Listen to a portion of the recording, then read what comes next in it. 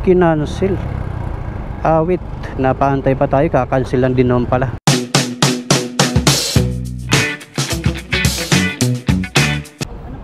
Ma'am Dana po? Baka ito na yon. Pangalan ng nag-book, ma'am? Sige, ingat.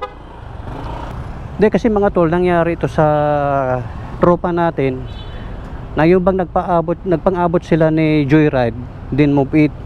So yung nag-book, iisa yung pangalan. So ibig sabihin nag-double booking yung CS. No? Sana wag naman ganon kasi kawawa naman yung rider. So buti mabait yung kaibigan natin at pinaubayan niya na lang sa Joyride. So ganun po sa mga Move It, no? So mababait po ang mga Move It, mapagbigay. Alright. So time check mga tol, ang oras natin ay 1:38. Pinantay natin yung CS natin dahil wala pa. Ay, wala pa.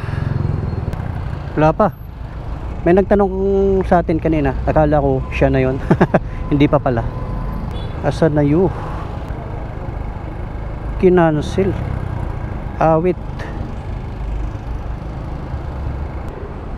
Kinancel mga tol. Napaantay pa tayo, kakancel lang din naman pala.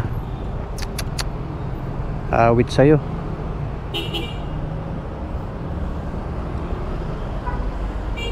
Wait. Ayan mga boss, yun. So tinext natin siya nung andito na tayo. Sabi niya, saan po sabi ko, saan po kayo?